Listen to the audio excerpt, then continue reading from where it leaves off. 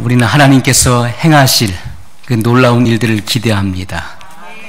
믿음으로 행하실 그 놀라운 일들을 바라보는 자예요. 하나님께서 계획하시고 또 뜻하신 바를 반드시 성취해 나가실 것입니다. 예수님께서 요단강에서 세례 요한에게 세례를 받으셨어요. 그런데 세례 요한은 예수님의 선구자였습니다. 예수님의 오시는 길을 예비했었던 마지막 선지자였고 그리고 선구자였던 것입니다. 과거에 그 왕들이 행차를 하기 전에 어느 마을에 행차를 하기 전에 미리 길을 닦는 사람들이 있었죠. 그래서 거치는 것이 있으면 안 돼요. 왕의 마차가 진행하는 데 있어서 조금도 거치는 것이 있으면 안 돼요. 거치는 것은 다 제거해야 돼요. 그것이 산을 통과하는 것이면 그 산을 깎아야 됩니다. 나무를 다 베버려야 돼요. 그래서 왕이 그곳에 행차하는데 조금도 불편함이 없도록 만드는 것입니다. 그것이 왕의 길을 예비하는 자예요. 세례 요한은 예수님이 오시는 길을 예비했던 사람이었어요. 그래서 천국 복음, 예수님께서 증거하셨던 이 천국 복음을 듣기 위해서 백성들이 그 말씀을 영접하게 하기 위해서 먼저 회개의 세례를 베풀었던 것입니다. 회개하라, 천국이 가까웠느니라. 도끼가 이미 나무 뿌리에 놓였으니 그러므로 회개에 합당한 열매를 맺으라고 선포했던 것입니다. 그리고 죄를 통회하고 자복하며 나오는 이들에게 회개의 세례를 베풀었어요. 그리고 그들이 결국 주님의 말씀을 듣게 되는 것이죠. 먼저 우리는 우리의 마음의 묵은 땅을 기경해야 되는 것입니다. 너희 마음의 묵은 땅을 기경하라고 성경은 말씀하고 있어요. 이 갈아엎어야 돼요. 갈아엎어서 천국의 씨가, 말씀의 씨가 그 안에 들어가서 100배의 결실을 맺을 수 있는 좋은 땅이 되어야 되는 것입니다. 반드시 좋은 땅에서만이 결실이 일어나는 거예요. 좋은 땅에서는 기본이 100배인 것입니다. 그보다 못하면 60배고 그보다 더 못하면 최하 30배의 결실을 맺는데 30배 이하는 주님이 말씀하지 않으셨다는 거예요. 오늘 우리들은 100배의 아름다운 결실을 맺는 좋은 땅이 되어야 될 것입니다. 날마다 우리의 마음의 묵은 땅을 갈아엎어야 돼요. 그래서 아름다운 결실이 있기를 예수님의 이름으로 소원합니다. 세례 요한이 예수님의 선구자로서 요단강에서 세례를 베풀 때 오늘 말씀에 보니까 백성이 다 세례를 받을새 예수도 세례를 받으시고 기도하실 때 하늘이 열리며 성령이 형체로 비둘기같이 그의 위에 강림하시더니. 자, 예수님께서 물 세례를 받으시고 그 물에서 올라오실새 성령의 세례가 임했다는 거예요. 예수님도 성령의 세례를 받으셨는데 형체로 비둘기같이 그 위에 강림하셨다 이렇게 말씀하고 있습니다. 자, 그 광경을 예수님이 보았어요. 세례 요한도 보았습니다. 하늘로서 소리가 나기를 너는 내 사랑하는 아들이라 내가 너를 기뻐하노라 하시니라. 예수님은 누구십니까? 보좌에 계신 아버지가 사랑하는 아들이에요. 너는 내 사랑하는 아들이라 내가 너를 기뻐하노라. 우리가 이런 사람이 돼야 돼요. 성령의 세례를 받으면 하나님의 사랑하는 자녀가 되는 거예요. 하나님의 기뻐하시는 자가 되는 것입니다. 23절에 보니까 예수께서 가르치심을 시작하실 때 30세쯤 되시니라. 예수님께서 가르치심을 시작하실 때가 30세쯤 되시니라 이렇게 기록해 놓았어요. 이것을 기록해 놓은 이유가 다 있는 것입니다. 성경은 그냥 기록하는 게 아니에요. 성경은 모든 성경은 하나님의 감동으로 된 것으로 교훈과 책망과 바르게 함과 의로 교육하기에 유익하다고 말씀하고 있어요. 모든 성경은 성령의 감동으로 기록된 말씀이에요. 그래서 점도 없고 흠도 없는 것입니다. 1.1획도 정확무한 하나님의 말씀인 것입니다. 자, 예수님께서는 육적인 아론의 반차를 쫓는 제사장이 아니시라는 것이죠. 영적인 반차를 쫓은 멜기세덱, 영적인 반차는 멜기세덱이죠. 멜기세덱의 반차를 쫓은 영적인 제사장인 것입니다. 그것을 우리에게 보여주는 거예요. 자, 그래서 우리가 이스라엘의 그 제사장들, 또 그 하나님 말씀을 가르쳤던 랍비들, 특별히 바리새인이나 서기관들은 하나님 말씀을 가르치는 랍비들이었죠.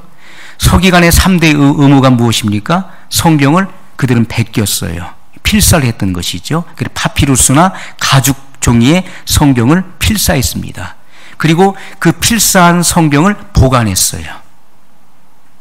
그리고 그 성경을 가르쳤던 것입니다. 그것이 서기관들의 3대 의무였어요. 예수님께서는 말씀하시길 천국의 제자된 서기관마다 그 옛것과 새것을 내어다가 종들을 먹일 자가, 나눠줄 자가 누구뇨? 이렇게 말씀하셨어요. 오늘 우리는 이 마지막 시대에 천국의 제자된 서기관들이 다 돼야 되는 것입니다. 그 옛것과 새것은 곳간 안에 있는데 우리 마음의 곳간 안에 있어야 돼요. 그래서 구약과 신약의 그 말씀, 생명의 양식들을 자유자재로 내어다가 하나님의 종들을 먹일 수 있는 그런 하나님의 자녀들이 되어야 되는 것입니다. 그것이 서기관의 의무예요. 우리는 천국의 제자된 서기관이 되어야 되는 것입니다. 그래서 예수님 당시에도 이렇게 그 제사장들과 또 이 제사장들은요 5년 동안의 그 인턴 과정을 거쳐야 되는 거예요. 그들이 그 성전에서 제사 의무를 이행하는 것이 바로 되는 게 아니에요. 제사장은 세습제잖아요. 아버지가 제사장이면 아들도 제사장이 되는 거예요. 그래서 그 세습제이고 그 반차를 쫓아서 하는 것입니다. 순본을 쫓아서 섬기는 거예요. 그런데 그들이 25살이 되면은 인턴 과정에 들어가요. 그래서 30세가 되기까지 이렇게 섬기는 교육을 받는 것입니다. 그리고 30세가 되어야 그들은 제사장으로서 임무를 수행할 수가 있는 거예요. 랍비들도 마찬가지예요. 30세가 되어야 강단에 설 수가 있어요. 회당에 서서 하나님 말씀을 강론할 수가 있었던 것입니다. 그래서 그 예수님께서 사역을 하실 때 그 나이를 기록해 놓은 거예요. 30세쯤 되셨더라. 그래서 예수님은 영적인 제사장으로서의 그 사역을 행하시게 되는 것이죠. 예수님의 공생애를 알리는 것입니다. 그리고 예수님은 권세 있는 새 교훈을 말씀하시는 랍비였어요. 진정한 선생님은 예수님이십니다. 진정한 스승은 예수님 한 분 외에는 없어요.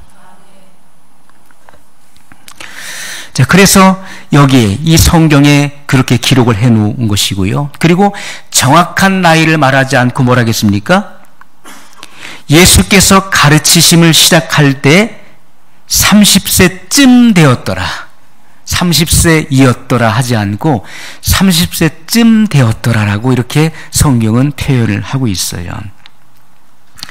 중요한 것은요, 나이가 중요한 게 아니에요. 우리는 나이를 굉장히 중요하게 얘기해요.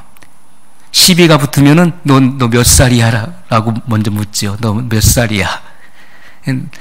나이가 많은 나이가 적을 것 같은 사람에게 너 몇 살이야? 라고 물어봐요. 나이로 이겨먹으려고 그래요. 근데 나이가 중요한 게 아니에요. 나이가 중요한 게 아니라 뭐가 중요합니까? 그가 행하는 일이 중요한 거예요. 그 사역이 중요하다는 거예요. 예수님은 어떤 일을 하셨습니까? 거룩한 일을 하셨어요. 예수님은 하나님의 거룩한 자이십니다. 그렇기 때문에 거룩한 말씀을 하시는 분이시고 거룩한 사역을 행하셨던 분이었지요. 우리는 나이가 들죠. 나이가 들고 여러 가지 우리의 그 연조가 쌓입니다. 그래서 그런 것들을 자랑하는데 그것이 중요한 것이 결코 아니라는 거예요. 나이 값도 못하는 이들이 얼마나 많이 있습니까? 오늘 우리는 우리 자신을 돌아봐야 돼요. 말씀의 빛으로 내 자신을 성찰해 봐야 돼요. 나는 정말 내 나이에 맞는 그러한 내 삶을, 아름다운 열매를 내가 드러내고 있는 삶을 살고 있는가를 말씀을 통해서 우리를 성찰해 봐야 될 것입니다. 중요한 것은 그 행하는 일, 사역이 중요한 것인데 예수님은 거룩한 일, 아름다운 일, 착한 일을 행하셨어요. 그것이 성경이 말씀하고 있습니다. 마태복음 3장 17절에도 이렇게 증거하고 있어요. 하늘로서 소리가 있어 말씀하시되 이는 내 사랑하는 아들이요 내 기뻐하는 자라 하시니라. 이렇게 증거했습니다. 여러분, 우리가 이 땅에 살아가면서 거룩의 반대는 더러움입니다. 더러운 일을 하는 이들이 너무나 많이 있어요. 더러운 이득을 취하기 위해서 더러운 일을 하는 이들이 많이 있습니다. 그리고 부끄러운 일을 하는 일들이 많이 있어요. 사도 바울은 그가 고백하기를 내가 하나님과 사람 앞에 양심에 거리낌이 없기를 힘쓰노라 이렇게 고백했고 성경에 기록했던 것입니다. 우리는 항상 하나님과 사람을 의식해야 돼요. 내가 하나님과 사람 앞에서 이 양심에 거리낌이 없는 그런 삶을 살아가야 되는 것입니다. 그것이 아름다운 일을 행하는 것입니다. 자책이 돌아올 일을 행해서는 안 된다는 거예요. 우린 다 하나님의 심판대 앞에 설 날이 있는 것입니다. 그때 누구든지 자책이 돌아오지 않는 자, 자기가 행한 일에 대해서 자책을 받지 않는 자는 복되도라고 성경은 말씀했습니다. 우리는 많은 그 인생의 뒤안길을 돌아보면 우리 인생의 뒤안길에서 우리는 후회를 많이 해요. 후회할 일을 해서는 안 된다는 것입니다. 예수님과 같이 거룩한 일을 해야 돼요. 거룩한 사역을 해야 되는 것입니다. 나이가 중요한 것이 아니라 그의 사역이 중요하고 무슨 일을 행하는 자냐 하는 거예요. 그가 어떤 일을 하는 자인가. 하나님의 거룩한 일을 할 수 있는 거룩한 하나님의 일꾼들로, 의의 일꾼들로 쓰임받으시기를 주 예수님의 이름으로 소원합니다. 자, 예수님께서 30세쯤 되셨을 때에 요단강에서 세례 요한에게 세례를 받습니다. 그리고 물에서 올라올 새 하늘이 열리고 성령이 비둘기같이 자기에게 내려 임하심을 보셨다고 말씀하고 있어요. 성령의 세례는 이렇게 자기가 알 수 있도록, 볼 수 있도록 임하셨던 것을 우리가 보게 됩니다. 예수님도 성령의 세례를 받으셨어요. 자, 이때가 언제입니까? 성령의 세례를 받은 그때부터 예수님의 공생애가 시작되는 거예요. 영적 사역이 시작되는 것입니다. 영적 살개문이 열리는 거예요. 예수님의 제자들의 사역도 언제 열렸습니까? 부활하신 예수님을 만나고 나서 그들의 영적 사역이 열렸나요? 그렇지가 않습니다. 예수님께서 부활하신 이후에 40일 동안에 그들에게 보이는 임재와 보이지 않는 임재로 나타나셨고, 그리고 성경에 기록된 것을 보았을 때 11번 기록되어 있어요. 부활하신 예수님께서 나타나신 사건이 사복음서에 11번 나타나 있는데 40일 동안을 계시면서 부활의 확실한 많은 증거들을 보여주셨어요. 그 부활을 부정할래야 부정할 수 없는 확실한 증거들을 그들에게 보여주셨어요. 그리고 사도와 함께 모이사 그들에게 분부하셨습니다. 너희는 예루살렘을 떠나지 말고 내게 들은 바, 언제 들었습니까? 예수님께서 요한복음 14장 16절에 말씀하셨죠. 성령을 약속하셨어요. 내게 들은 바 아버지의 약속하신 것, 성령을 기다리라. 너희는 몇 날이 못되어 성령으로 세례를 받으리라. 예수님께서 성령을 약속하신 것을 다시 상기시키면서 그들이 보는 가운데서 하늘로 승천하셨어요. 휴거되셨다는 것입니다. 하늘로 올라가셨어요. 예수님께서는 예루살렘을 떠나지 말고 약속하신 성령을 기다리라. 그때 제자들은 주님의 그 약속의 말씀을 굳게 믿고 모였습니다. 그 모인 무리가 120명이었어요. 거기에는 예수님의 모친 마리아도 있었고 그리고 예수님의 육신의 형제들도 같이 있었습니다. 예수님께서 부활하기 전에 그의 육신의 형제들은 예수님을 믿지 않았어요. 그러나 부활하신 이후에 예수님께서 그 부활의 몸을 보여주셨을 때 그들은 확실히 믿게 되었어요. 예수님께서 바로 하나님의 아들이심을 믿게 되었고 마음을 같이하여 그들은 기도에 전혀 힘썼다라고 성경은 기록하고 있습니다. 오순절날에 하늘이 열리고 하늘로부터 급하고 강한 바람 같은 소리가 저희 앉은 온 집에 가득하게 되었고 불의 혀같이 갈라지는 것이 각 사람 위에 임하여 있었어요. 그리고 그들은 성령의 말하게 하심을 따라 다른 방언들로 말하기를 시작하게 되었습니다. 그때부터 사도들의 이 증거하는 사역이 시작됐다는 거예요. 그때부터 사도들의 사역이 열렸습니다. 성령의 세례를 받았던 하나님의 사람들의 그 사역이 열렸다는 거예요. 열린 것입니다. 하나님의 일은 성령의 세례를 받음으로써 열려지는 거예요. 확장되어지는 것입니다. 그 일을 막을 자는 아무도 없어요. 자, 예수님께서 성령의 세례를 받으셨을 때 예수님의 공생애가 열렸고 즉시로 성령님께서는 예수님으로 하여금 시험을 받게 하기 위해서 광야로 내모셨습니다. 광야에서 40일 동안을 금식하게 하셨어요. 금식하시니까 줄이게 되었죠. 40일 동안을 금식했으니까 얼마나 배가 고프겠습니까? 그때 마귀가 예수님을 시험하게 되죠. 내가 만일 하나님의 아들이거든 이 돌들로 떡덩이가 되게 하라. 예수님은 신명기의 말씀으로 물리치셨어요. 하나님을 시험치 말라고 말씀하셨습니다. 여러분, 하나님은 시험을 받는 분이 아니에요. 그리고 시험을 주시는 분도 아니에요. 그런데 거기서 말하는 시험은 무엇입니까? 유혹을 말하는 거예요. 유혹. 하나님은 사람을 유혹해서 그 믿음에서 떨어뜨리는 분이 아닙니다. 하나님은 우리를 테스트하시는 분이에요. 유혹해서 떨어뜨리는 분이 아니라 우리의 믿음을 증진시키기 위해서 테스트하신다는 거예요. 아브라함의 믿음을 성장시키기 위해서 독자 이삭을 바치라고 말씀하셨죠. 그랬을 때 그의 행함으로써 그가 의롭게 된 것입니다. 믿음으로만 되는 게 아니에요. 그의 행함이 함께 일할 때 그 믿음이 온전해지는 것이고 그의 의로운 행실을 통해서 그가 의롭다 하심을 입게 됐다고 성경은 분명히 증거하고 있는 것입니다. 자, 성령의 세례가 임할 때 하늘문이 열렸어요. 그리고 하늘에서 하나님의 음성이 들려왔습니다. 이는 내 사랑하는 아들이요 내 기뻐하는 자니라. 보좌에 계신 아버지가 그렇게 증거해 주셨다는 거예요.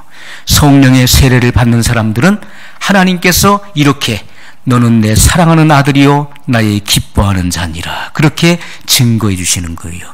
그래서 성령의 세례를 받은 이들은 성령이 그 안에 우리의 몸을 성전 삼고 내주하셔서 우리의 영으로 더불어 우리가 하나님의 자녀인 것을 증거해 주시는 것이고 그들은 하나님을 가리켜서 아바, 아버지, 아바는 아람어죠. 아빠입니다. 하나님을 가리켜서 아빠, 아버지라고 부르짖게 하시는 것입니다. 그리고 예수님을 가리켜 주님이시라, 주시라 고백해 하시는 거예요. 그리고 예수님을 증거하기 시작하는 것입니다. 예수님의 이 모든 말씀, 성령의 감동으로 기록된 이 말씀, 비밀한 계시를 깨닫게 하시는 것입니다. 그리고 이 비밀한 계시를 열어가는 거예요. 증거할 수 있게 하시는 것입니다. 여러분, 오늘 이 말씀을 듣는 여러분 가운데 성령이 임하셔서 하나님 말씀을 증거하는 그런 예수님의 증인이 되시기를 예수님의 이름으로 축복합니다. 사도행전 2장 33절에 보게 되면은 사도 베드로의 첫 설교가 등장을 하게 돼요.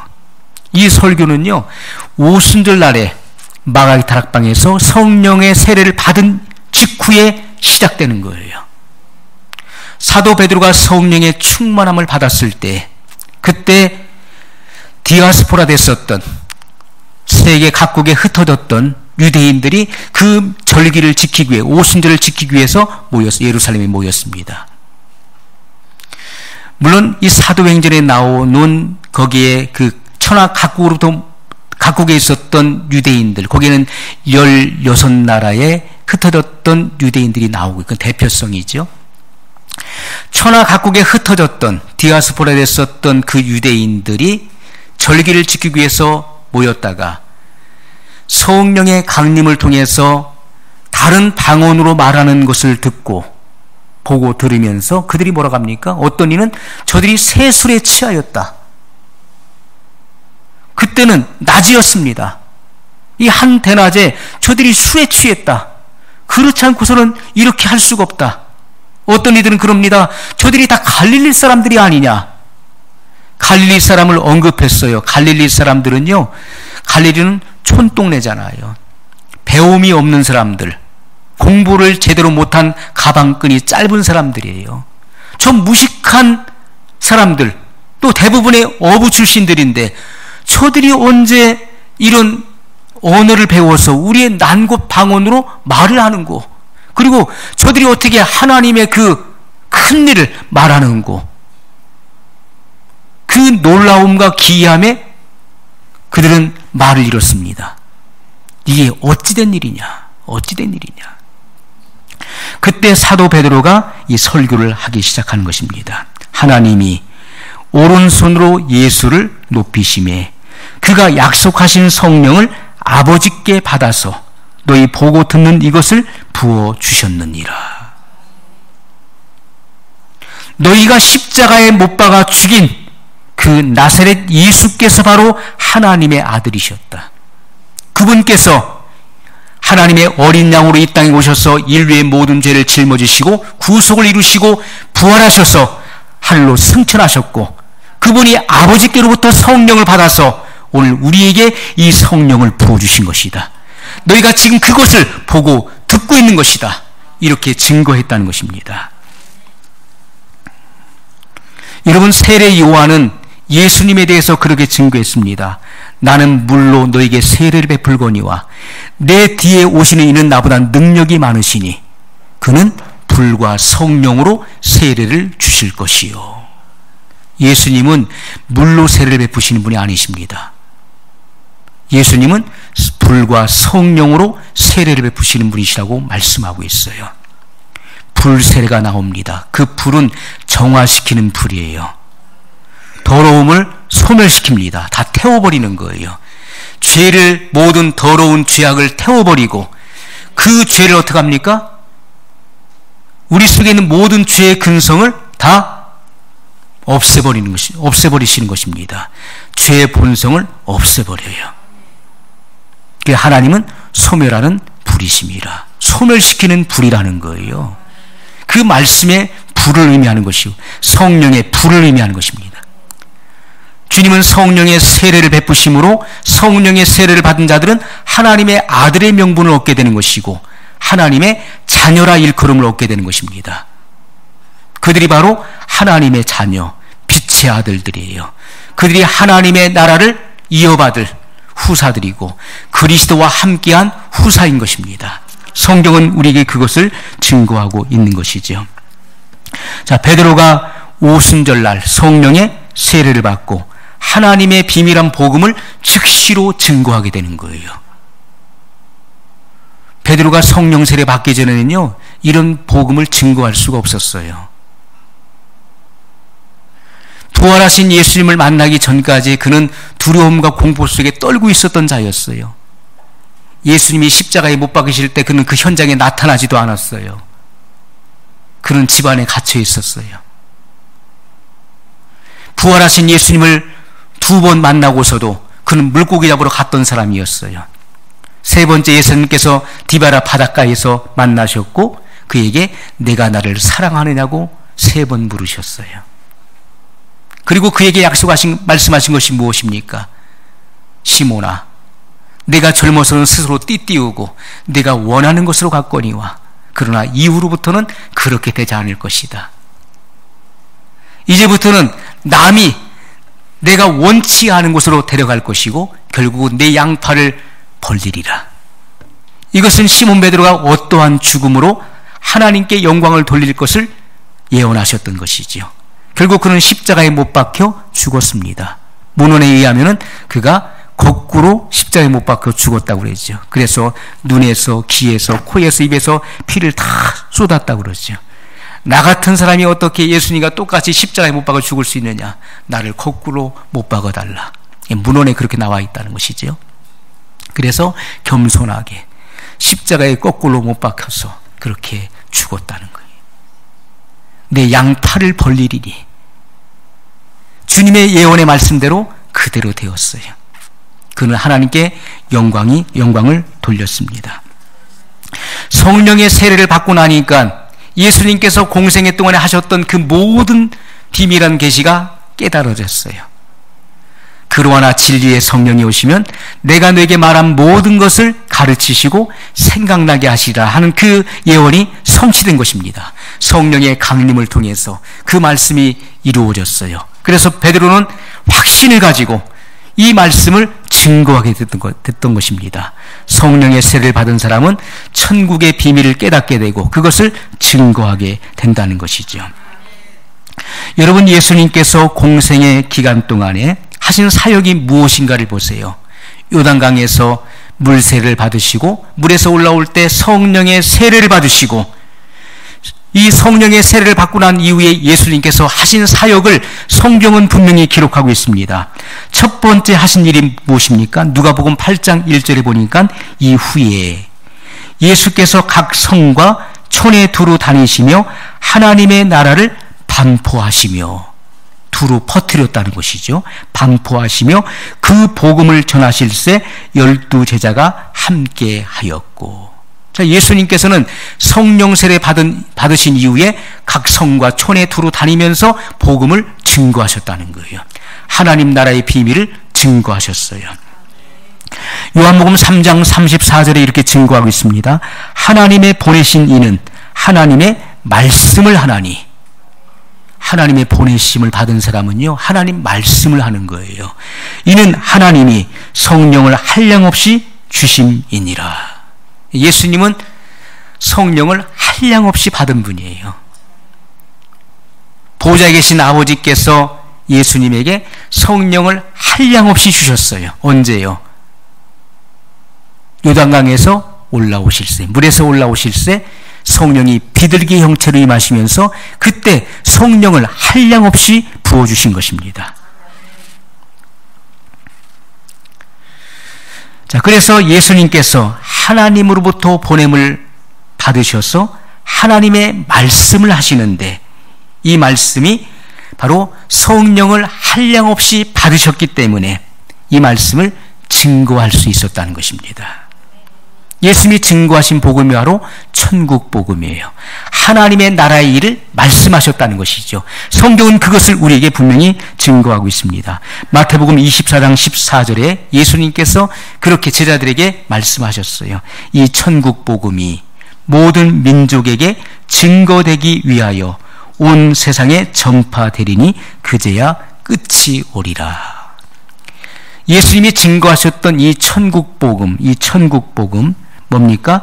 영생의 부활을 일으키는 생명의 복음이에요. 영생의 부활을 일으키는 생명의 복음을 증거하셨어요. 나를 믿는 자, 내가 입으로 증거하는 이 증거, 이 말씀을 믿는 자는 죽어도 살겠고 무릇 살아서 나를 믿는 자는 영원히 죽지 아니하리라 말씀하셨던 것처럼 나를 믿는다는 것은 곧 예수님의 증거하는 이 말씀을 믿는 자를 말하는 것입니다. 이 말씀을 믿는 자는 영생의 부활로 나오는 거예요. 그 안에 천국의 씨가 있는 것이고 생명의 씨가 그 안에 있기 때문에 죽어도 부활하는 것입니다. 그래서 예수님께서 증거하셨던 이 천국 복음은 영생의 부활을 일으키는 생명의 복음이에요. 이것이 바로 구원의 복음인 것입니다. 영원한 구원을 주는 바로 구원의 복음을 증거하셨어요. 이 구원의 복음이 천하에 증거되어야 된다는 거예요. 온 천하에 증거돼야만 그제야 끝이 오리라고 예수님은 말씀하셨어요.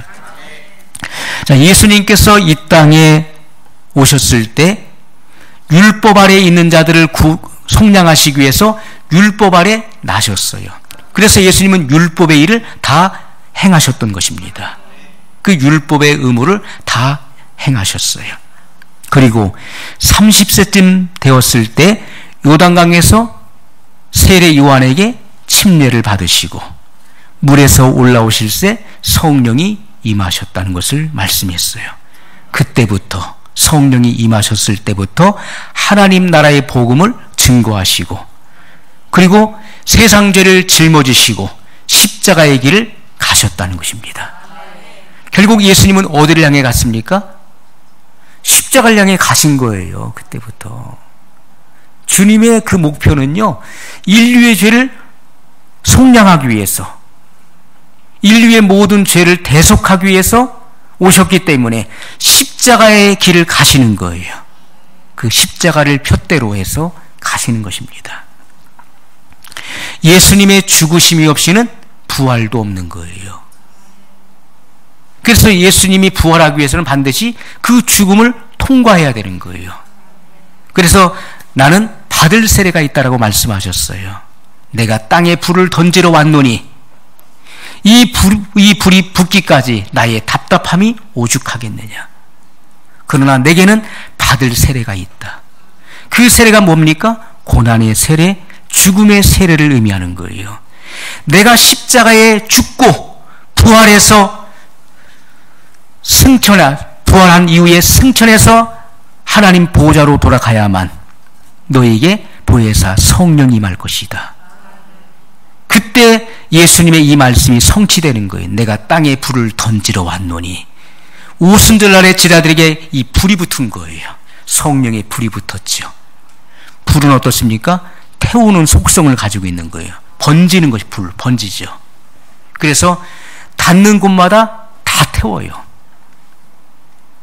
사도들 속에 성령의 불이 붙으니까 어떻습니까?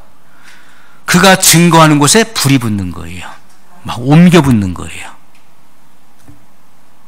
사도 바울은 어떤 별명이 붙었습니까? 연병이라. 저는 연병이라. 전염병과 같다는 거예요. 그가 가는 곳마다 다 그 질병을 펴뜨린다는 거예요. 그게 뭡니까? 바로 예수 그리스도를 아는 냄새를 나타내는 거예요.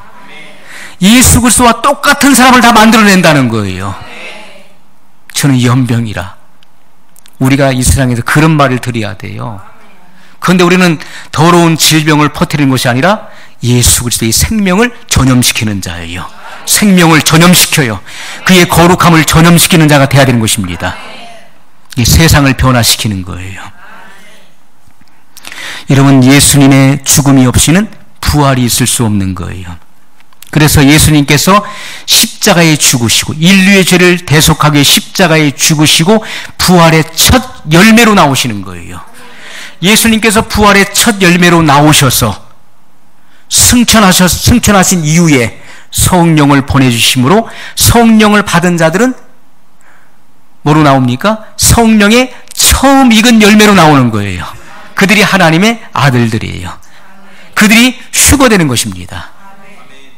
주 안에서 잠자는 자들이 먼저 일어나서 영화로운 몸을 입어 예수님을 영접하게 되는 것이고, 우리 살아남은 자, 성령이 그 안에 계시는 자들은 그렇게 호련히 변화되어 영화로운 몸을 입고 구름 속으로 끌어올려 주님을 영접하게 하신다고 성경은 분명히 증거하고 있는 것입니다. 자, 예수님께서 부활하신 것은 그 안에 누가 있었습니까? 살리신 이의 영이 계셨던 것이죠. 예수님 안에 성령이 계셨어요. 하나님께서 예수님에게 성령을 한량없이 부어주셨어요. 예수님 안에는 바로 보혜사 성령이 계셨던 거예요. 살리신 이의 영이 그 안에 계셨던 것입니다. 그래서 예수님은 성령의 거룩한 사역을 하셨던 분이에요. 너희가 내 말을 믿지 못하겠거든 내가 하는 그 일을 보고 나를 믿으라. 그 일이 무슨 일입니까? 성령의 일인 것이죠. 성령의 거룩한 사역이었다는 거예요. 성령을 받은 사람은 성령의 거룩한 일을 하는 것입니다. 그의 모든 사역이 거룩한 사역인 거예요. 그의 열매를 통해서 입증되어지는 것입니다. 그 거룩함의 열매들이 맺어지는 거예요. 자, 그래서 예수님께서 내가 죽고 3일 만에 내가 살아날 거야. 나 죽는다. 그리고 나 3일 만에 내가 살아난다. 그래서 그렇게 해서 살아나는 게 아니에요. 그 절차가 다 있는 것입니다. 예수님이 단지 그냥 하늘로서 오신 분이기 때문에 내가 죽어도 나는 다시 산다라고 해서 사는 게 아니에요. 예수님이 살아날 수 있는 방법은요, 그 안에 살리신 이의 영이 계시기 때문에 그가 죽으셨어도 그 살리신 이의 영이 그를 죽은 자 가운데서 예수님을 부활시켰다는 것이죠. 오늘 우리가 부활할 수 있는 근거는요, 우리 안에 생명의 영, 살리시는 이의 영이 우리 안에 계셔야 되는 거예요. 그래야 우리도 죽어도 예수님같이 부활할 수 있다는 것입니다. 성경은 분명히 그 근거들을 제시하는 거예요. 여러분, 아담이 가지고 있었던 그 왕권, 그 통치의 이 우주를 통치하는 그 권세가 누구에게 넘어갔습니까? 마귀에게로 넘어갔죠. 왜냐하면 진자는 이긴 자의 종이 되는 거예요. 그래서 이 지구와 이 우주의 통치권이 아담에게 부여되어 있었는데 아담이 마귀에게 속은 것입니다. 하와가 먼저 그 영이 침식되었고, 그리고 아담에게 말해서 아담도 그 꾀에 넘어갔어요. 알면서도 하나님 말씀을 어겼습니다. 그래서 하나님 말씀에 불순종함으로 합법적으로 이 권세가 마귀에게 넘어갔던 것이죠. 그런데 하나님은 어떤 분이십니까? 네가 아담에게 내가 주었던 권세를 뺏었느냐? 다시 가져와. 도로 내놔. 강제로 그 권세를 뺏어다가 아담에게 주신 분이 아니에요. 하나님은 모든 것을 그 절차를 거치신다는 거예요. 절차를 거치시는 거예요. 그래서 하나님은 합법적인 절차를 통해서 그 일들을 완성하시는 분이십니다. 강압적으로 하시는 분이 아니에요. 예수님께서 우리에게 생명을 주길 원하시지만은 주님은 뭐라고 하십니까? 볼지어다. 내가 문 밖에 서서 두드리노니 누구든지 내 음성을 듣고 문을 열면 내가 그에게로 들어가 그로 더불어 먹고 그는 나로 더불어 먹으리라. 계시록 3장 20절에 그렇게 말씀하고 있어요. 주님은 야, 문 열어라. 안 열면 내가 문 부수고 들어간다 하시는 분이 아니에요. 주님은 그렇게 강압적으로 하시는 분이 아니십니다. 성경은요, 모든 것을 강압적으로 하는 게 아니에요. 주님은 인격의 하나님이시기 때문에 문을 두드리시는 거예요. 놓고 하시는 거예요. 이스라엘의 문은요, 문고리가 밖에 없어요. 지금도 마찬가지예요. 제가 성지를 순례했을 때도 어느 집에 제가 묵었는데요. 제가 그 주변에 그 예루살렘에 있는 그 집들을 다니면서 여러 집들을 봤어요. 문고리가 밖에 없어요. 우리나라는 다 문고리가 밖에 있잖아요. 근데 문고리가 밖에 없더라고요. 그 당시에 보면요, 지금 우리나라의 집들은 밖에서 누가 초인종 눌리면은 이렇게 보는 게 있잖아요. 이스라엘도 그게 있는 거 이렇게 보는 거예요. 사람을 확인하고 열어줄 사람에게 열어주는 거예요. 그런데 예수님께서 놓고 하실 때 내 음성을 듣고 문을 열면, 주의 음성을 듣고 주님을 확인하고 문을 열면 내가 그에게로 들어가 그로 더불어 먹는다. 그 뭘 먹습니까? 말씀의 꼴을 먹는 거예요. 예수님도 하나님의 아들이시지만은 아버지 말씀에 항상 예하셨어요. 아멘 하셨다는, 아멘 하셨다는 거예요. 예수님도 내 안에서 나와 더불어 말씀이 선포될 때 아멘 하시는 분이에요. 예수님은 그 순종을 통해서, 그 고난을 통해서 순종함을 배우셨어요. 그래서 하나님의 의를 이루셨던 것을 성경이 분명히 증거하고 있는 것입니다.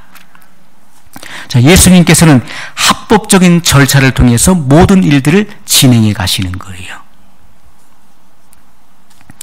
그래서 여러분, 예수님께서 부활의 첫 열매로 나오셔야만 성령의 처음 익은 열매들, 우리들이 나올 수 있다는 것이죠. 예수님께서 부활할 수 있는 것은 바로 성령의 세례를 받으셨기 때문에 부활할 수 있는 거예요. 요한복음 20장 11절 이하에 보면 예수님의 부활을 증거하고 있습니다. 예수님께서 십자가에 죽으시고 그리고 장사 지낸 바 되었어요. 부자 아리마대 사람 요셉의 그 묘에 들어가셨습니다. 성경에 이미 예언되어 있었던 말씀이죠. 그의 시체가, 그의 몸이, 죽은 몸이 부자의 묘실에 있었다는 예언이 구약에 나오고 있죠. 그 예언이 성취된 거예요. 아리마대 사람 요셉과 그리고 니고데모가 예수님의 그 시체를 가져다가 장사 지내게 되어지죠.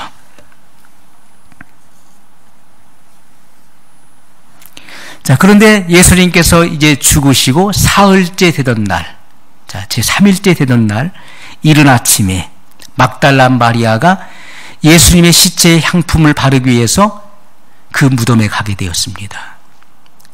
무덤 밖에서 울면서 그 돌이 굴려진 것을 보고 도대체 이게 어떻게 된 거냐. 그래서 그 몸을 굽혀서 그 무덤 속을 들여다보게 되었어요.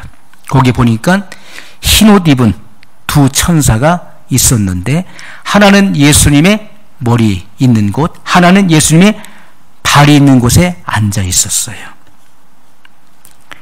그러면서 천사들이 이렇게 묻습니다. 여자여 어찌하여 우느냐. 가로되 사람이 내 주를 가져다가 어디 두었는지 내가 알지 못하니이다. 자, 요한복음 20장 14절에 이 말을 하고 사람이 내 주를 어디 두었는지 내가 알지 못합니다. 예수님의 시체가 없어졌습니다 라고 했을 때에 이 말을 하고 뒤로 돌이켜 예수의 서신 것을 보나 예수신 줄 알지 못하더라. 자, 예수님께서 부활하셔서 마리아 뒤에 서 계셨어요.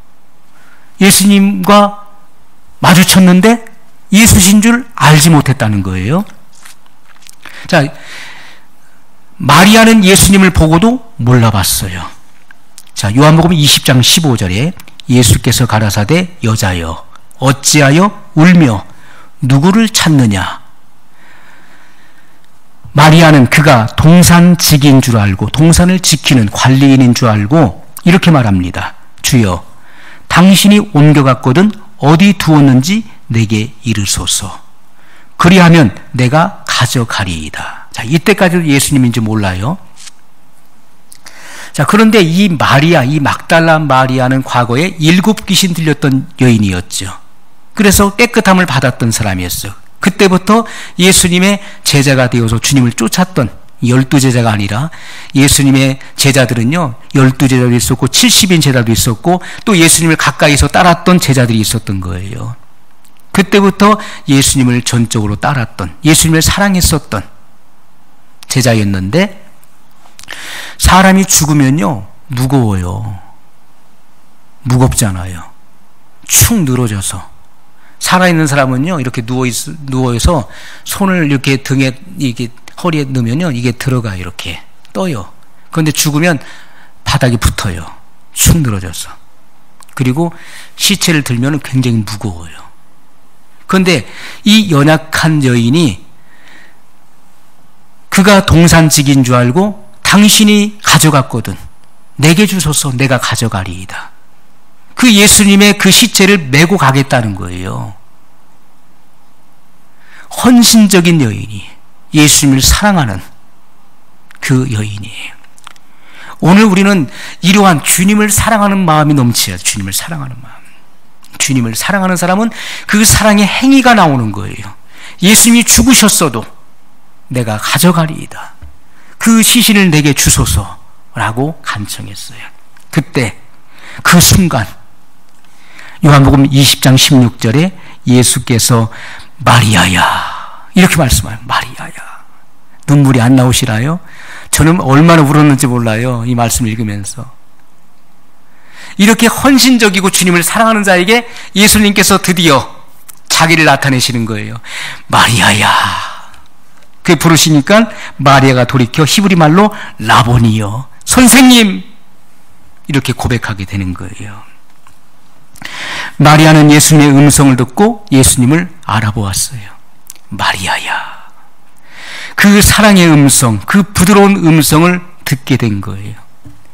그때 그 음성을 듣고 그가 예수님이신 줄 알아봤다는 거예요. 그의 영안이 열렸어요.